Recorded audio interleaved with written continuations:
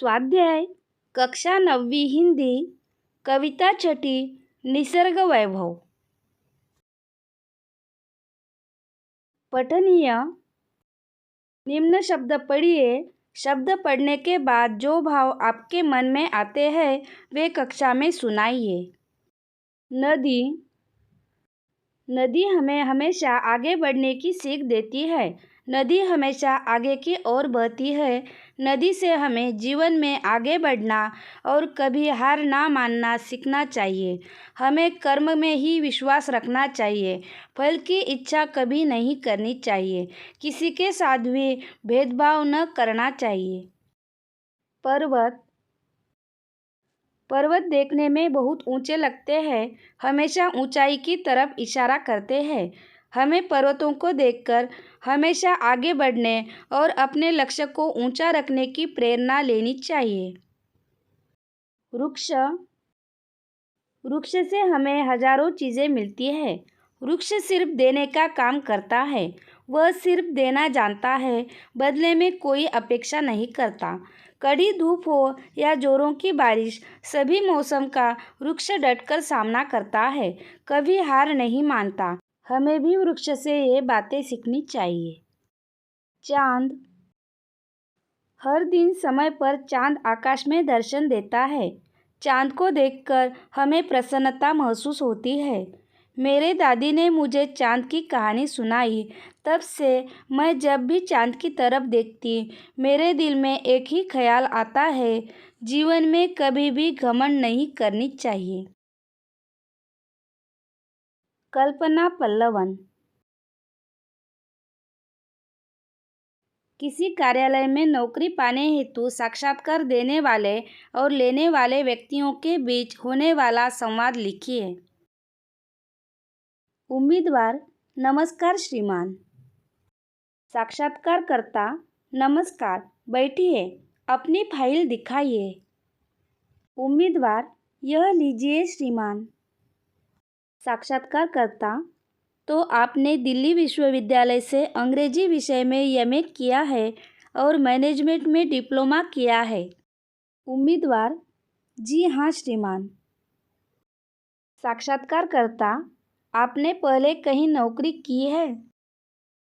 उम्मीदवार। श्रीमान, वर्तमान में मैं एक प्राइवेट फर्म में असिस्टेंट मैनेजर के पद पर कार्यरत हूँ। साक्षात्कारकर्ता। तो वहाँ से आप नौकरी क्यों छोड़ना चाहते हैं? उम्मीदवार।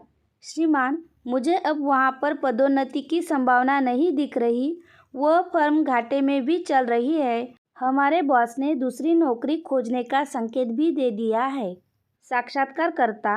हमारी कंपनी में क्या उम्मीद रखते हैं? उम्मीदवार। मैंने आपकी कंपनी के बारे में काफ़ी सुना है और मैं आपकी कंपनी में काम करने का बहुत इच्छुक रहा हूँ। अगर आप मुझे मैनेजर के पद पर नियुक्ति देते हैं तो मैं अपना कार्य पूरी निष्ठा से करने का वचन देता हूँ। चूँकि मैं असिस्टेंट मैनेजर के पद पर कार्य कर चुका हूँ, इसलिए मुझे पर्याप्त अनुभव है। साक्षात्कारकर्ता। मैंने आपके सारे प्रमाण पत्र और आपका 2 वर्षों का अनुभव देख लिया है। मुझे आप सही उम्मीदवार प्रतीत होते हैं। हम लोग आपको 2 दिन में अपने निर्णय के बारे में सूचित करेंगे। उम्मीदवार। धन्यवाद श्रीमान। पाठ के आंगन में। सूचना के अनुसार कृतियाँ कीजिए। संजाल। कविता में आए प्राकृतिक सौंदर्य के घटक।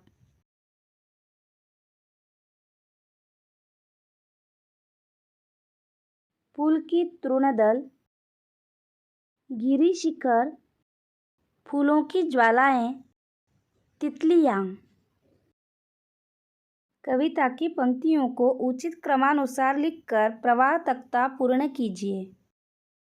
परिचित मरकत आंगन में, अभिशापित हो उसका जीवन, अनिल स्पर्श से पुलकित तृणदल, निश्चल तरंग सी स्तंभित। प्रवाह तख्ता।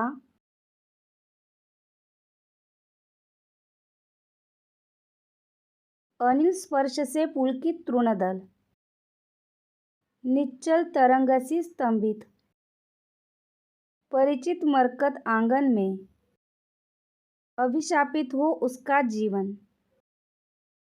कविता द्वारा प्राप्त संदेश लिखिए। कविता से हमें यह संदेश मिलता है कि मनुष्य को अपने व्यवहार का विश्लेषण करना चाहिए कि क्यों वह सदैव चिंताग्रस्त रहता है, संघर्षरत रहता है। मनुष्य इस सृष्टि का सर्वश्रेष्ठ प्राणी है। उसे ईश्वर ने बुद्धि दी है, कल्पना और तर्क शक्ति दी है। अपनी इन्हीं विशेषताओं के प्रयोग से जंगलों में रहने वाला मनुष्य आज न केवल चांद पर पहुंच गया है, बल्कि मंगल ग्रह पर बसने की तैयारी कर रहा है। ऐसा मनुष्य क्यों दुखी है? मनुष्य को अपनी स्वकेंद्रिकता तथा अपना अहंकार छोड़कर वसुधैव कुटुंबकम की भावना अपनानी चाहिए। कविता के तृतीय चरण का भावार्थ सरल हिंदी में लिखिए। रंग बिरंगे फूल आंखों को शीतलता प्रदान करते हैं। मधु से भरी हुई कलियों का रस भौरों का दल पीता है। तितलियां उन पर मंडराती है। दूर कहीं वन में किसी पेड़ पर बैठी कोयल नवांकुरित पत्तियों की छाया में अपने सुरीले कंठ से रुक रुक कर मधुर गीत सुनाती है। श्रवणीय। नीरज जी द्वारा लिखित कोई कविता यूट्यूब पर सुनिए और उसके केंद्रीय भाव पर चर्चा कीजिए। कविता का नाम है मानव कवि बन जाता है। तब मानव कवि बन जाता है जब उसको संसार रुलाता वह अपनों के समीप जाता, पर जब वे भी ठुकरा देते वह निज मन के सम्मुख आता। पर उसकी दुर्बलता पर जब मन भी उसका मुस्काता है तब मानव कवि बन जाता है। कविता का केंद्रीय भाव। जब मानव जीवन में दुख दर्द का सामना करता है तब कोई उसका साथ नहीं देता, सारा संसार उससे बिछड़ जाता। तब वह अपनों के समीप जाने की कोशिश करता, लेकिन उसके अतीत के बर्ताव के कारण कोई भी उसका साथ नहीं देता। तब मानव अपने अंतर्मन में झांक कर देखता और अपने किए गलतियों पर पछताता। वह बिल्कुल अकेला पड़ जाता। तभी वह अपनी भावनाएं शब्दों में पिरोता। उसकी भावनाएं कविताओं में तब्दील हो जाती और वह कवि बन जाता। भाषा बिंदु। निम्नलिखित मुहावरे या कहावतों में से अनुपयुक्त शब्द काटकर उपयुक्त शब्द लिखिए। टोपी पहनना, टोपी पहनाना।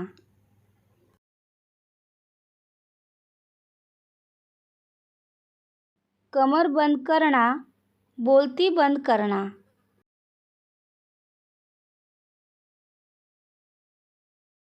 गेहूं गीला होना, आटा गीला होना।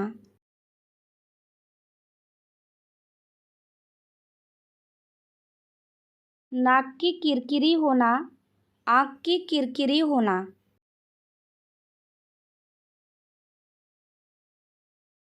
धरती सर पर उठाना, आसमान सर पर उठाना।